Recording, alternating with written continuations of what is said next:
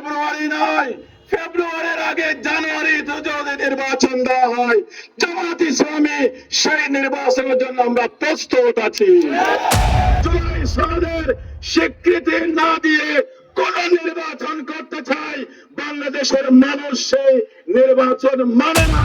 এই নির্বাচন হবে পেয়ার পদ্ধতিতে নির্বাচন, একটা দলকে ক্ষমতা থেকে নামিয়ে আরেকটা দলকে ক্ষমতায় তুলে দেওয়ার জন্য নয়। এই গণঅভ্যুত্থান হয়েছিল এদেশের আমূল পরিবর্তন আনার জন্য, ঠিক কিনা? তাই আমরা 1 বছর পার হয়ে লক্ষ্য করতেছি একটি দল ক্ষমতায় যাওয়ার জন্য পাগল হয়ে গেছে, ঠিক কিনা? আমরা বলতে চাই যেমন তেমন একটা নির্বাচন দিয়ে এদেশের মানুষের গণ অধিকারকে নষ্ট করা যাবে না। শহীদের রক্তের বিনিময়ে যে বাংলাদেশ আমরা পেয়েছি, সেই বাংলাদেশকে নতুন কোন ফেসিবাদের হাতে আমরা তুলে দিতে দেব না। তাই আমরা বলেছি জুলাই জাতীয় সনদ বাস্তবায়ন করতে হবে। জুলাই জাতীয় সনদ মানে হচ্ছে 24-এর আন্দোলনে যারা জীবন দিয়ে বাংলাদেশকে মুক্ত করেছে তাদেরকে স্বীকৃতি দেওয়া, ঠিক কিনা?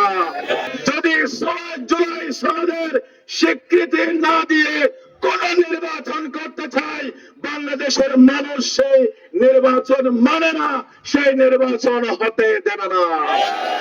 আমরা জুলাই সনদের ভিত্তিতে আগামী ফেব্রুয়ারিতে যে সময় ঘোষণা করা হয়েছে, সেই সময়তে আমরা নির্বাচন চাই। ফেব্রুয়ারি নয়, ফেব্রুয়ারির আগে জানুয়ারিতে যদি নির্বাচন দেওয়া হয়, জামাত ইসলামী সেই নির্বাচনের জন্য আমরা প্রস্তুত আছি।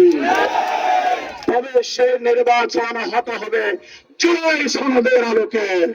আমরা তো নির্বাচন না হতে বলতেছি না, আমরা বলতেছি বিগত 17 বছর আমি ডামির যে নির্বাচন হয়েছে সেই নির্বাচন আমরা চাই না।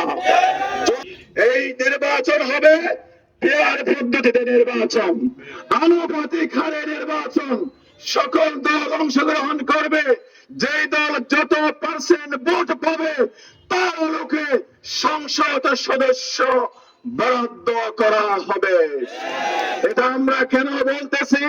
এই পদ্ধতিতে নির্বাচন হয়, কারো ভোট ব্যর্থ যাবে না, সকলের ভোটের মূল্যায়ন করা হবে এবং বাংলাদেশের যত দল আছে ছোট বড় সকল দলের পার্লামেন্টে যাওয়ার সুযোগ সৃষ্টি হবে।